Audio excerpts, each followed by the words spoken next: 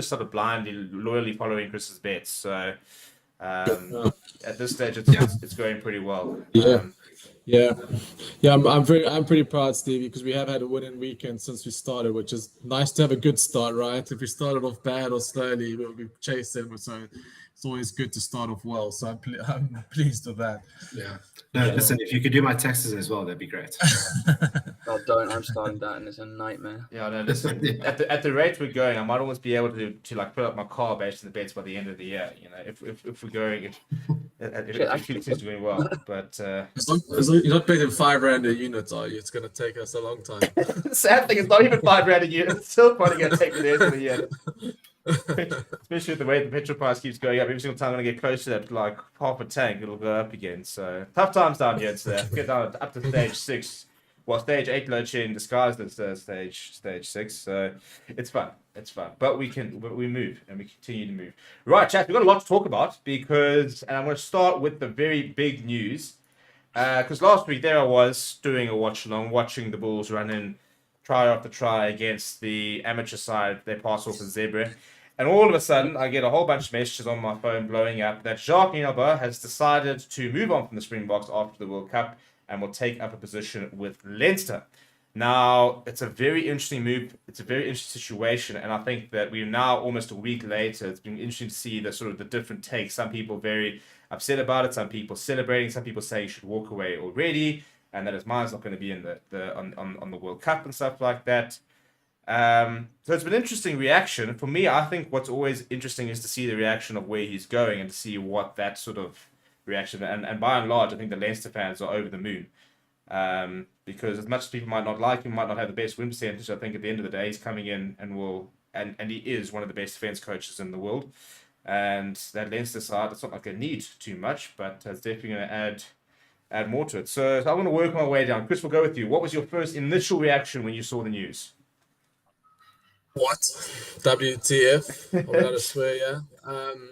Well, firstly, I was actually chatting to my Irish friend. I got a few Irish guys who were chatting the rugby, and I forwarded to him straight away as well. And he spent half an hour making jokes. He thought I was sending him a joke. He was like, then you read, I was like, oh my word, this is real. And I was like, I was exactly that. I was shocked. But the thing is, not more shocked.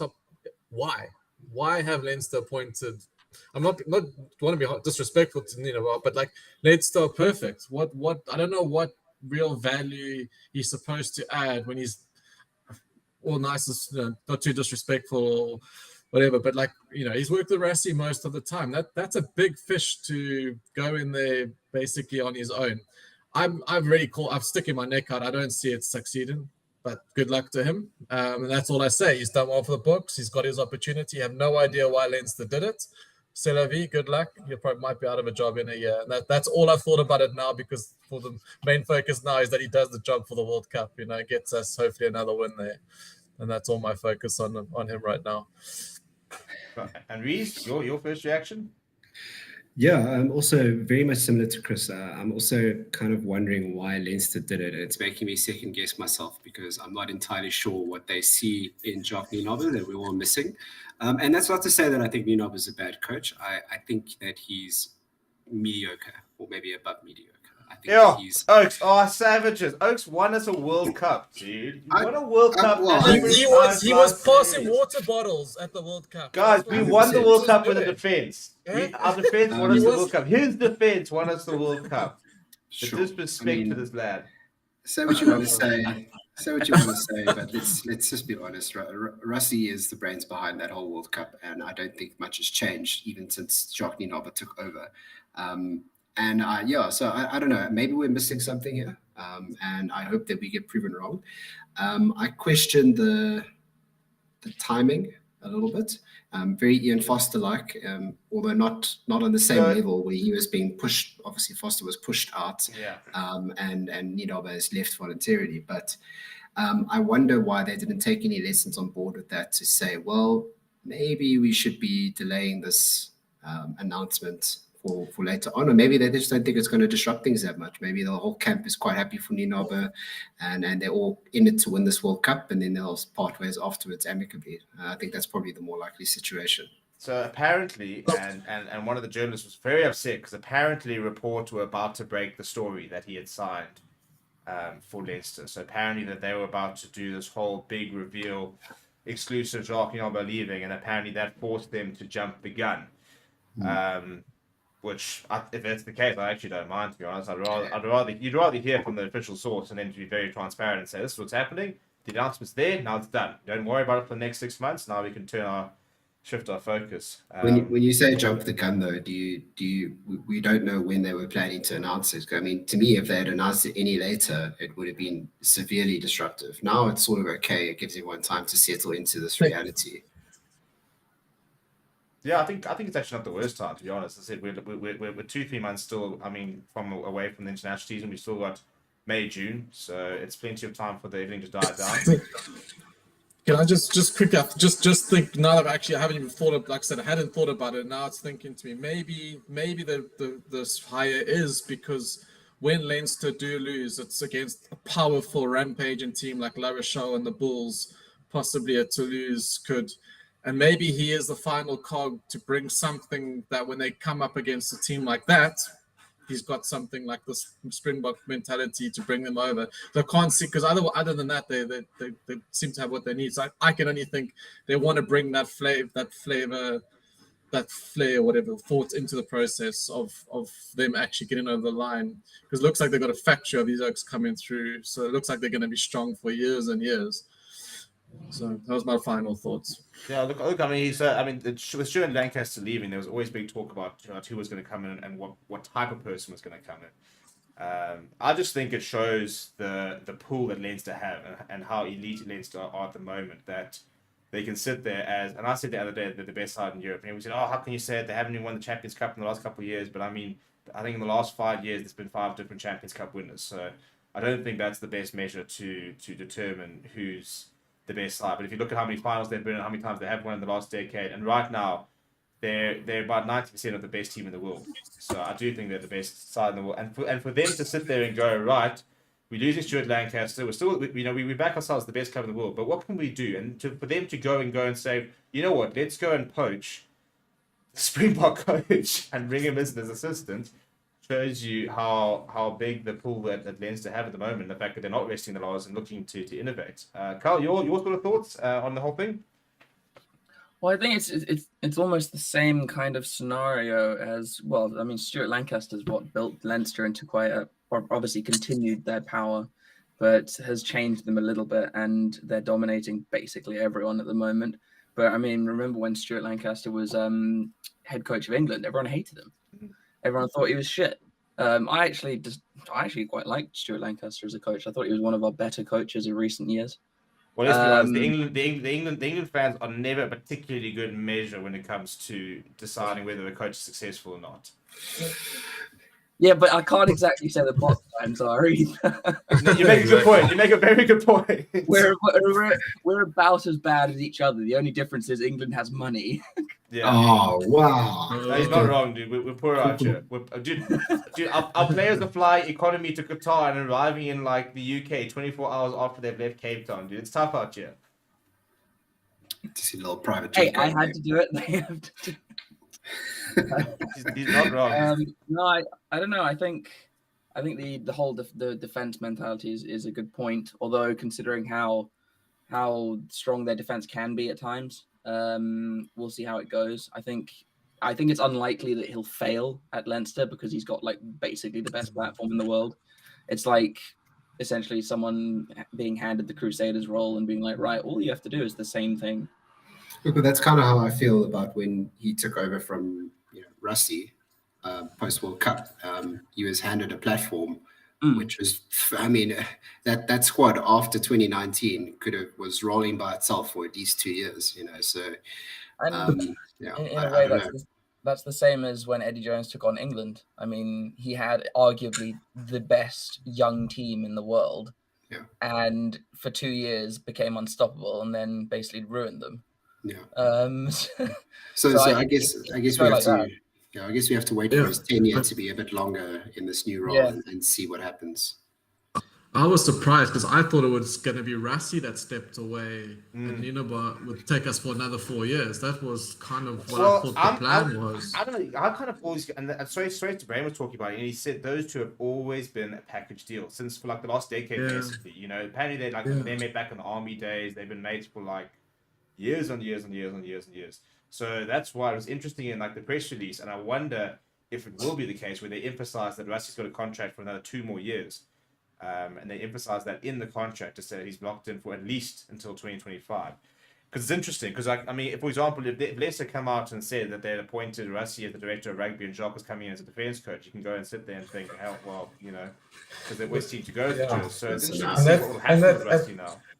I know they've got money, but I don't know if they have that much money. And that's also a big leap of faith. I'm not saying people that, but like, you know, he's going to get a lot of inside knowledge of Irish rugby, right? And he is buddies with Rassie, you know, like, you know, what I'm not saying he's going to, you know, rattle and stuff, but it just feels like it's just an odd one. Like it feels, I don't know, yeah, it feels odd that Leinster would do this. Like I just think they created something in that culture there, which is really much theirs. To be fair, I think what they were saying is on the opposite way. I think what they mentioned, what they spoke about a lot in the press release, is the fact that he's going to have so much information on South African rugby, and you know. Well, that's why I said the first bit, right? That he's going to be able to. That's the final cog. If that's what they feel they needed, he is the good cog to bring in. If it's not a New Zealander like Robinson or something. Yeah, and look, he comes with all the inspirational speeches. You know, the man's going to talk about, you know, pressure to privilege, and you know, you got to do it for the families. You got to do it. You know, pressure is not having the lights on. I'm not sure what he's going to be able to quote on, because they always seem to be able to motivate the box with load shedding Remember the potato famine. But then you see, just talking about South African coaches, from Kron went to Munster. By all intents and purposes failed, and he was referenced by Rassie. I'm not saying that Bath have turned, well, they have played a lot better. It's the end of the season, not a lot to play for, but it looks like Bath are on the up. We'll really tell next season. And Franco Smith as well, right? He did a pretty much half average job at Italy, but he's started shakily. Glasgow went, I think they lost to Benetton in the first round, didn't they, of the Euro C. And now they're pretty strong. They're pretty cruising. They're not a team you want to go there and play. I think they're the favourites for Challenge Cup, to be honest. Yeah, so... You know, that's what I think, you know, this is great for his career. I mean, the fact that he's landed there immediately after what he's gone through is interesting. But yeah, maybe onwards and upwards for him, who knows? Yeah, like I say, wish him luck. It's not derogatory. Like it's just like his history. It's like there's a big leap of faith for me that Leinster brought him in. That's just what I'm thinking. Look, at the end of the day, I think it's interesting that one would hope that the Leinster people probably know more about these things than we do. So it's interesting to see who like the type of people that see value in different type of coaches and different people, where we sit there say, oh, he's useless, and some other people who, as I said, would hope know a lot more than we do, see the value. But now the big question is, and what we get to debate over the next probably year. I don't see us announcing a coach this year, to be honest. I don't see why we'd rush the process. I mean, unless there's someone that they're so adamant about that they want to go out and get. But if Rassie Erasmus is remaining in the role, I don't think it puts us under too much pressure to appoint someone. But the question is, who next? Throw some names out here, people. Who do we all want? Eddie Jones. No. No. He would take it. I reckon he would take it. After the World Cup, walk away from Australia. He's already after the next World Cup, maybe. Yeah, I think he's probably grinding his teeth right now, going, flip, why did I say yes to Australia if I just waited it out some more? Look, knowing Australia, he might very well be sacked after the World Cup, to be fair. So I wouldn't be. I don't know if Dobber deserves a run, but I wouldn't be surprised if it is Van Kraan. Yeah, lots of people I don't know about Smith. You know, the Rassie connection there. Yeah, I guess there also comes into the conversation the inevitable talk about you know, the transformation of coaches and so on and so on. And obviously, Stick is a big. Well, he's been groomed to be it. I mean, they've been grooming him to be the next head coach for the last. I was surprised. I didn't think it was going to be now. I kind of thought that they were looking at like a very long term, even like post 2027 type thing with him. I don't think it's a terrible time. I think maybe they have had their plans rushed a little bit, but at the end of the day, it's going to be post the World Cup. There's probably no better time to experiment. You're right. And so I'm not. I mean, I I'll be very honest, my head's been all over the place with these names that are being thrown out, and no one in particular is standing out to me. And so with that in mind, you probably go with, well, what's the best risk to reward ratio? I mean, if Stick comes off, you've got a happy nation all round. You know, if he doesn't, well, it is what it is. That's Yeah, that we know goes we wherever- know it'll not be a happy nation if it doesn't come off. That's the sad thing. But I think for me, what my biggest thing is, I think that because you throw around the names, you throw around Jan Ackerman, you throw around Dobbo, you throw around Zondile Stick internal. Dion Davids, for example, has got head coach experience. Did actually a very good job at EP Kings. I was based in Grahamstown, so we used to cover a lot of EP Kings, and it was impressive the job he did with what he had. I mean, the players he had, the resources he had was next to nothing, and he did produce a couple of good results and nice performances. So he's another person already in the setup. But for me, I think it's 50% who the head coach is, but for me, it's all about who they surround the head coach with. If you're going to put Zondile Stick in, I back that decision, but you've got to make sure that you're giving him the right tools. So you've got to go out and say, right, we're losing Jacques, who's heading up the defense. Let's go and find the best defense coach we can. Now, whether it's you go and find like a Joey Mangala and say, right, are you ready for the big job? Or whether you go overseas and you bring somebody specific in. Because we now need to replace Jacques Nielba as well as Felix Jones. So we've got at least 2 coaches leaving post-World Cup. We don't know what's going to happen with for example, Dion Davids, if he's gonna. But also, it kind of all depends on the performance, doesn't it? If we get knocked out before we reach playoffs, then all of a sudden the entire coaching staff's headed on the block. So, yeah, I'm interested to see who else gets involved, not just the head coach. Could we be seeing Dobson in as an attack coach, for example? Or in that capacity, do we see Jan Ackerman coming back in as a specific role, not necessarily the head coaches? I'd love to see a Stick surrounded by a Dobbo or an Ackerman. I think that's power combo and really speaks towards our idea of developing coaches. Obviously transformation aside, but I think just developing local coaches, we keep going with that trend. I think we're one of the only countries who's been able to do it consistently year in, year out for decades now, and not having to resort to coaches outside of the country, which is really cool. And I really love that about us. So long may it live. I think teams go in cycles, unlike maybe the All Blacks probably having their worst cycle, but we went through, when was it, like after the 2011, after 2000s, we had a bad period for a while, then we peaked at 2007, and then the PW area, we're just at the back end of the World Cup, and then Alistair, then Heineken Meyer, so it's just like, I think we should, we were bad when Alistair, let's face it. We were getting hammered left, right, and centre. But the poor guy couldn't select anybody outside South Africa. It's just like exactly.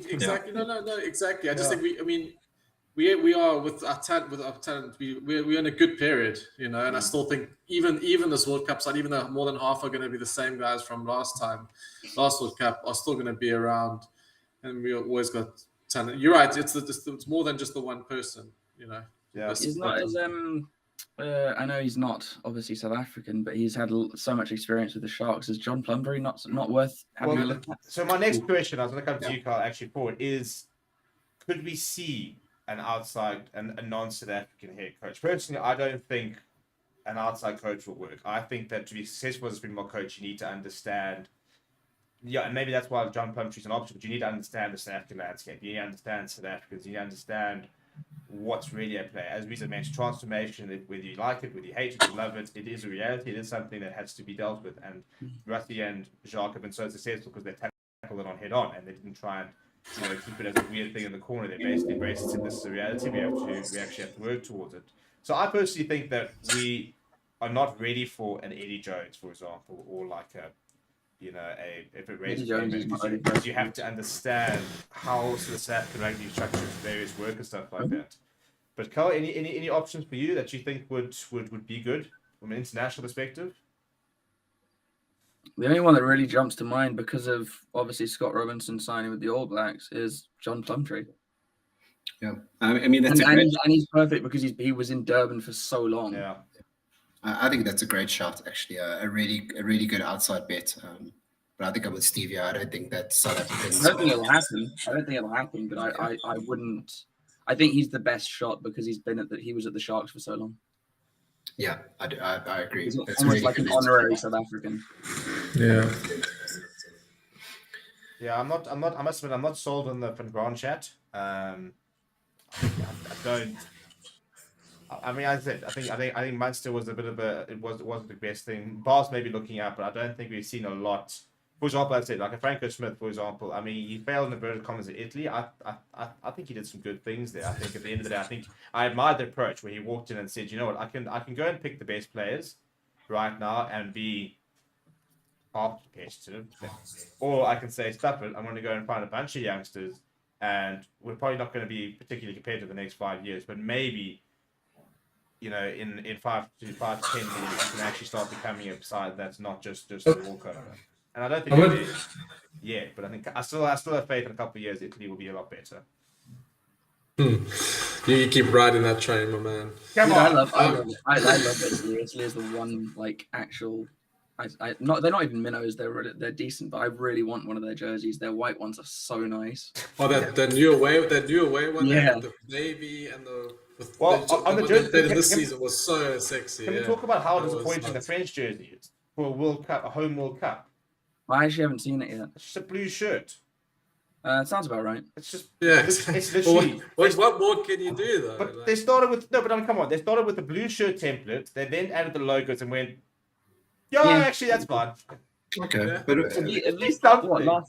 in 2007, England and France had that one with like the swish down it, which was a really nice kit. Yeah.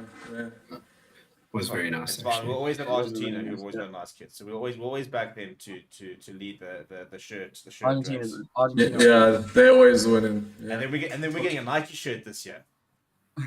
Oh yeah, we're getting Nike back. Yeah, it's amazing what a swoosh can do. Yeah, a little tick there. The good news is that means I might be able to actually afford one of the old Asics once they all throw them on sale, because we know the Nike one's gonna be about $2.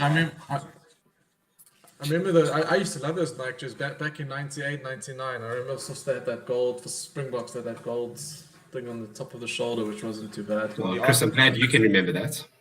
Yeah, glory days, man. The Argentina Nike jerseys were wild. So I'm hoping that they do something cool for us, because we've never really had something like out there, which is fine. Out there. But like that away jersey, like they do something cool. Like my favorite one. Like my favorite one was definitely and they never used it, was the Japan away kit for the last World Cup. That was so nice. It was like blue and dark. It was like dark navy, almost black stripes. So good. Yeah, I definitely don't have enough money to buy any of these jerseys, but no. But we can dream. Click like and subscribe, please. Please consider becoming a member. You can send us a super chat, and so we can all go get some jerseys. We'll all sit here with our different jerseys. I'll take Argentina. I'll take one for the team. Take one for the team. I'm taking England. I'm taking one for the team. No, listen. Yeah, unlucky, dude. Unlucky. In fact, I want something cool. Like, I want to get like a Namibian jersey, just something different. Oh, actually, I'd like a Uruguay jersey. I want to get a Uruguay jersey. Yeah. We digress. Oh no, actually, I would get a Chile jersey. Their first World Cup. Hey, this is why you jump into the fans forward, because why talk about the rugby? We can talk about the jerseys. I think we have a jersey episode where we just sit there and just look at jerseys and we can do like a tier list of which the best jerseys are. Absolutely, I'm down for that. There we go. But yeah, let's team. So, chaps, that's to bring the Springbok coaching conversation in. Basically, none of us have got no idea what's going on. Correct. And we'll see what happens. Really. Speaking of somebody who does have something going on, I think Chris, let's move to the betting segment now. So I want to finish on the weekend preview and the fact that Sharks are going to be playing in the Challenge Cup next year with the Lions. Sure. So this is where we are, and look at that record. Yeah. Things you love to see. Yeah, there we are. So last week we had a 1-on-1 win-loss record, but we up in profits because our bigger multi, the first bigger multi of this thing we're doing with you guys came in. So we made some profits there. The first one two legs came easily. Pacifica and Reds overs, and Brumbies won comfortably. And Gloucester was the only one that let us down last week. They were 15-0 up. 15-0 up against Bath, and I thought, well, that's it. That's exactly how it should be going. And Van Kraan worked his magic and screwed us on that one. And then, the bigger multi, the Brumbies over 40, which again, second week in a row, we've needed a 78th minute Brumbies try, basically, to come in. But it arrived. That's the win's a win, right? Don't look back. The Reds Pacifica game was heaps of points as we thought. And Bulls, actually, I would wish I lumped more on Bulls because I said 50 points when we did our predictions and it ended up being 60. So that was a nice one to probably draw out as a single as well. But anyway, brought home the bacon. We're 5 weeks in, slowly building up that profit. Like I said, I wanted to build up slowly. Because also I might be doing more bets and we have discussed how we did it. Try and give you guys more over the weekend, but because we're on a Thursday, we got still limited team news. The bookies are getting more and more suspect about giving out points lines, which is one of my favorites. So at the moment, we're not getting much points lines. They're now catching on to way to team news and stuff. So when I do it tonight, I'm working with about 30% of the markets and games that I would probably be looking at, but we're doing well. And that's all that matters. But that's why we're keeping it as it is. And then we'll slowly build it up. So just looking at the card this weekend, actually, luckily, the nicer fixtures are tomorrow. The Saturday games are not as appetizing for me. So I've actually worked out all right for this weekend. And for this weekend, I've decided to go just two simple again, just 2 1-unit bets. Treble, we'll go Chiefs over 43.5 points against the Drua because Drua just away from home they just don't defend, and Chiefs are just awesome at the moment. They made some changes, but that team is still strong enough. I don't think the weather's going to be bad, so expect an open game. I can easily see like a 60-20 type of scoreline here. So Chiefs to cover 43.5 points. Rebels versus Crusaders over 8.5 tries for the total amount of tries of the match. I would have maybe even made this bet 1.5 units, but not for this leg. Just because Havili comes in for the Crusaders, and Mumanga and Havili together are literally worth 12 points to the Crusaders. However, Havili hasn't played in I think 2 months, so I'm worried about how sticky he's going to be tomorrow. And also just Crusaders away. I mean, last time they went to Reds, it wasn't a high-scoring game, and this feels like a similar matchup. So I'm worried that the Rebels go there and get stuck into the Crusaders and wear them down. So that's the only reason why I haven't made this maybe 1.5, 2-unit bet. But I'm still confident it's going to be like a 60-point game, and we'll see about 10 tries. And then a straight-out Ulster win at home to Edinburgh. They're so solid at home. Just to be at 1.20, it's not massive odds, but it brings up the total bet to 3.57, which is nice. So pretty confident. 1 unit, if you want to follow it, and because I've said about what I've said about Saturdays, maybe bet a bit more because I'm still pretty confident it's going to arrive, but that's the only reason why it's 1. And then I've got another little cheeky double in there. Tomorrow night, Newcastle Falcons at home to Northampton. Newcastle haven't been too great, but they've got their Argentinians, their RGs back, which always give them, strengthen them a lot. Newcastle at home on a Friday night under the lights with a bit of rain, which is expected is going to be moist. That nice word. So I think that's going to bring the game. That's going to bring the game closer. So I don't believe Southampton run away with it. I don't think the Falcons could even win it, but I see a Newcastle 7-point win. And then I got Blues third to win by 13 or more.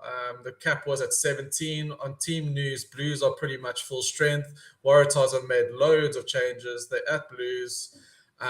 Blues should move on again from a good win against the Rebels. I think they should take care of the Tars by more than 20. So quite confident that double will come as well. 1 unit. So if these two come in, we get another decent 4-unit profit if they both land. If one of them do, still all right. We don't lose much, and we'll still profit. So, those are the bets for this weekend. And I hope you guys ever follows. Good luck, and so may this continue. I'm enjoying the ride so far with you guys. Yeah, so am I. As I said, as the roller chat before, I was throwing the money onto those bets. And if you guys would like to throw your money on those bets, please do go and get yourself a BetCoza account. All the details are in the description. You can go and click on the link there and get yourself a Betcoza account. Those are the odds on Betcoza. I just wanted to say, Steve, these odds are all Betcoza odds, and they currently these were the odds and the prices at time of going on to show. So there is caveats there. You might go there, it might have changed, but yeah, play with 1 point either side if it's changed. Wouldn't go more than that.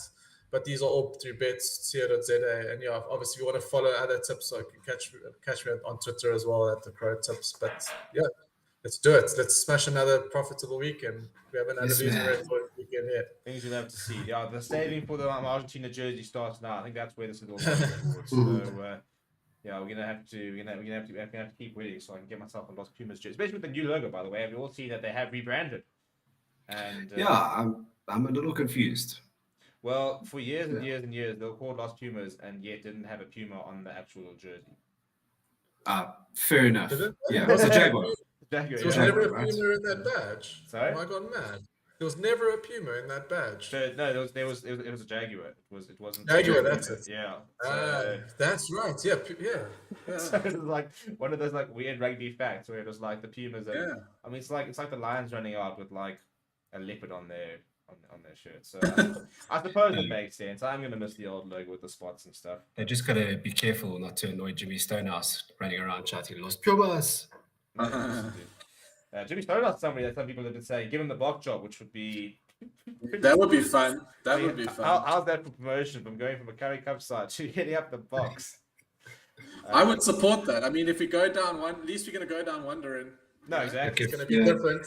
If Mark Boucher is allowed to coach the Proteas, anyone can coach the box. Hey, there we go. I still don't understand how Jimmy Stonehouse has not been given a shot at the top 4 units. I don't understand. I just like why. Probably because he's a cuck person. I think wow. What? Jeez. You know what? I want to put you in a room. Have you seen the size of that guy? I want to put you in a room and I want to say, Jimmy, this is reason. He's got something to say to you. I didn't mean that. I just mean that when things like that happen and you've got someone performing so well, and I don't know anything about him personally. All I'm saying is that there's usually something else behind the scenes that we aren't. Yeah, it's clicky. So. It's very clicky in sports, eh? Maybe he just doesn't know the right people. But speaking of the right people, maybe the wrong people, this weekend, the Sharks are set to miss on Champions Cup Rugby. That's the big thing I'm going to throw out. And as promised, let's just talk a little bit about what the ramifications are this weekend, because it is a little bit complicated. So this weekend is obviously the last weekend of United Rugby Championship group stages. Now, there's two things at stake. Obviously, your top 8 will go to the playoffs, quarterfinals, semifinals. Final, it's all pretty standard. Your top 4 will get a home quarterfinal. Then your higher ranked team will get the home semifinal, the home final. There's nothing like the Champions Cup where it's all predetermined or whatever. It's just if you're a higher seed, you get the home game. Easy. However, Champions Cup qualification is a completely different thing because first things first, the 4 Shield winners get Champions Cup promotion. Now those shields are the South African Shield with those 4 sides. The Irish Shield with the 4 Ireland sides, the Welsh Shield with the 4 Welsh sides, and then the Italy/Scotland side with the 2 Italian sides and the 2 Scottish sides. So Stormers, for example, are in the Champions Cup next season. They've already won the South African Shield. Leinster have won the Ireland Shield. Glasgow have won the Italy/Scotland Shield. But it gets quite interesting because the Ospreys and Cardiff will play against each other this weekend. Cardiff currently have a 4-point lead on Ospreys, but so that if Ospreys were to win with a bonus point and keep Cardiff pointless, then they could actually jump into the Champions Cup. So it's actually quite a cool. It's called Judgment Day. That's the match that's being labelled. So that should be quite a cool match to watch with something a little bit on the line. It's about the only thing the Welsh teams are playing for at the moment. But the important. It's huge. That's massive. Yeah, and they're playing that at the Principality Stadium, so it's going to be a buzz. So it's going to be quite cool. I'm not big on the Welsh derbies, but that's one I've got my eye on. I could actually. Yeah, well, at least there's something at stake, like something quite real at stake. But the reason those games are so important is that, as I said, one of those teams have to be in the Champions Cup. So that's the first 4 spots from the URC. The next 2 spots can be if a URC side wins either Champions Cup or the Challenge Cup, they will get a spot in the Champions Cup. So the Champions Cup at the moment doesn't really matter because it's basically just Leinster there. But the Challenge Cup, That's for five. example, That's 5 spots so far. Then 6 spots. Champions Cup winner, Challenge Cup winner. Oh right, sorry. Okay, If 6 spots. if they don't fall within the top, if they're not the Shield winners. Yeah. So, for example, Benetton currently sitting in 9th. If they were to win the Challenge Cup, they would get a Champions Cup spot. Once that's all been determined, it is then the next, usually the next 4 sides in the URC. So supposedly it's the 4 Shield winners and the next best 4 sides, assuming that none of those 8 Skipping are out to 1. the Challenge Cup or Champions Cup winners. So, okay, it's getting a little bit complicated. But at the moment, the Sharks sit in 8th place. And they are a couple points behind Connacht. So they are sitting with 46 points. The Bulls are sitting with 48 points. Connacht will play against Glasgow this weekend. If they lose, they can go up. If they lose and they get a losing bonus points or 2 losing bonus points, they can go up to 51 points. That will put them out of touch of the Sharks. But if the Bulls win, just a win for the Bulls will take them to 52. A bonus point win for the Bulls would take them to 53. So they can go to 6th. They're playing against the young Leicester side, so you're kind of thinking that the Lions didn't get the job, but I think the Bulls should be able to get the job right. But the Sharks, with a bonus point win against Munster, who just beat the Stormers at home, would take them to 51 points. And afterwards, it goes to wins. So Connacht have got 10 wins, Sharks have got 9 wins. So if Sharks win, Connacht lose, they'll be tied on wins. The points difference is the third thing they look at. Connacht sitting with a 32 points difference, Sharks with a 6 points difference. So not that it's any complicated or anything like that, but if the Sharks finish 8th, they will not get Champions Cup Rugby because one of the Welsh sides have to have Champions Cup Rugby. That is the big. That's the big result at the end of the day. They've got to get themselves ahead of Connacht as well as the Bulls. Which doesn't look very well. The reason why it gets so interesting is that Connacht are playing Glasgow, so and it's Glasgow at home. So you're going 9 times out of 10, especially with the way the Glasgow are playing. You're backing Glasgow to get the job. Glasgow can't drop down from 4th. They can't lose that 4th spot. They've got that round. And Glasgow they did one on the weekend, didn't they? But they hadn't been playing that well. Yeah. But Connacht aren't great travellers, but you can't hedge. That's a tough one to call. That's the interesting game. So that's the bogey. This weekend is actually so cool because there's so many different things at stake. Even tomorrow is the battle for 2nd. If Ulster win, they get 2nd. But if Edinburgh go and pull out a wild upset, and Stormers beat Benetton, and that match is happening first, then Stormers can just sneak into that 2nd spot. I don't see it happening. Yeah. But pressure to strange things, strange teams. Stormers did cost themselves, was massive that game, because for me, like I said last week, something doesn't look right. They didn't look right again last weekend. It didn't look like they were there. They were present. And if they have to go to Ireland to win this competition, there's no way that team. Right, and we are live. Hello, everybody, and welcome